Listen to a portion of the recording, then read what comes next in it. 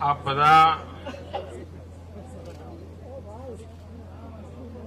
ઘણા લાંબા સમયથી પ્રતીક્ષા કરી રહ્યા હતા.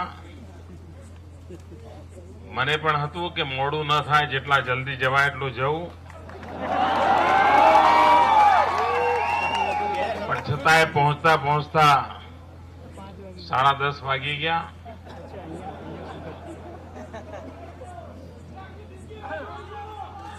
મિત્રો, આપે આટલી મોડી રાતે આટલી મોટી સંખ્યામાં આવીને જે ઉમંગ અને ઉત્સાહથી ભારતીય જનતા પાર્ટીના નિર્ણયને વધાવ્યો છે,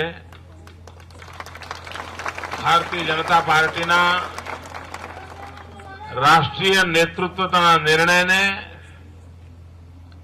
આપે જે શક્તિ આપી છે, આપે જે એને સાખ આપી છે, એ બદલ આપ સૌ ભાઈઓ બહેનોનો હું અંતઃકરણપૂર્વક આભાર માનું છું.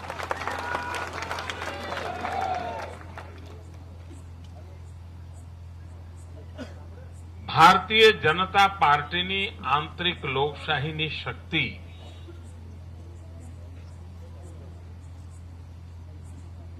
એક રાજકીય પક્ષમાં નાના કાર્યકર્તાઓના અવાજને કેટલો આદર મળે છે, એ આ સમગ્ર પ્રક્રિયામાં આપણે જોઈ શકીએ છીએ. મારા જેવા એક સામાન્ય રાજકીય કારકિર્દી શરૂ કરનાર કાર્યકર્તાને ભારતીય જનતા પાર્ટીમાં આટલો બધો માન મર્તબો મળે,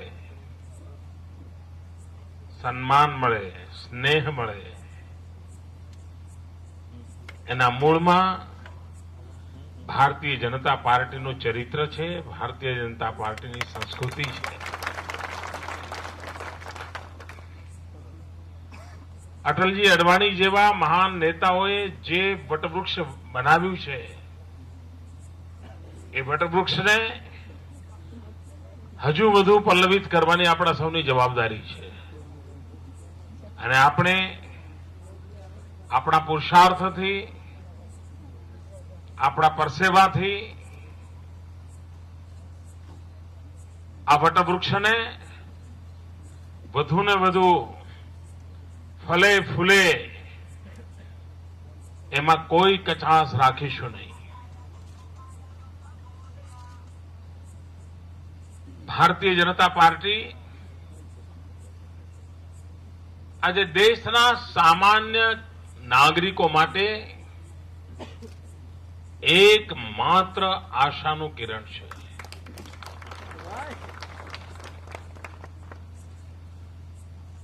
નિરાશાની ગર્તમાં ડૂબેલા દેશને માત્ર ભાજપ જ બચાવી શકશે. આ સંકટોમાંથી દેશને બહાર કાઢીને પ્રગતિની નવી ઊંચાઈઓ પર લઈ જવાનું સામર્થ્ય માત્ર ને માત્ર ભારતીય જનતા પાર્ટી જ સાકાર કરી શકશે, એવો આ દેશની જનતાને વિશ્વાસ છે. આપણા બધાની જવાબદારી બને છે કે આપણે આ દેશની જનતાના હૃદયમાં જે આશા આકાંક્ષાઓ પડી છે, એને ઊની આંચ ના આવવા દઈએ.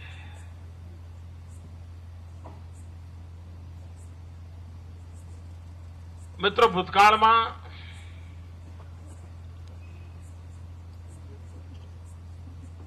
$1988-89 થી લઈને લગભગ 10 વર્ષનો ગાળો આ દેશમાં એવો રહ્યો જેમ આ 10 વર્ષનો રહ્યો છે.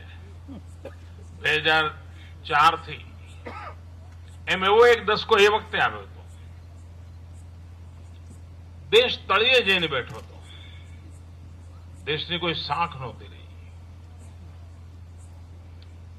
અને એવે સમયે દેશની જનતાએ અટલ બિહારી વાજપેયીજીને પસંદ કર્યા.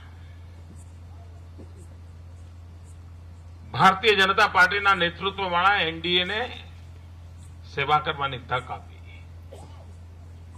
અને એ સમયગાળામાં દેશમાં એક એવો વિશ્વાસ પેદા થયો કે હવે આ દેશ 21મી સદીમાં જે સપના સાકાર કરવા માંગે છે એ કરીને રહેશે. આ વાતાવરણ બન્યું હતું. પણ કમનસીબે આખો એક દશકો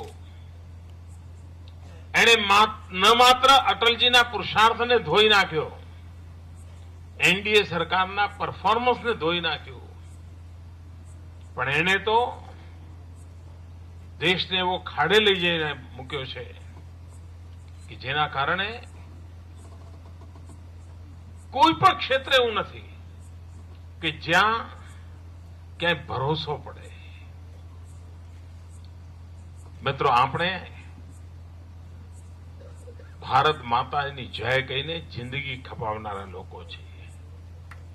આ ભારત માતાની આ દશા ભાજપનો કાર્યકર્તા જોઈ શકે જ નહીં.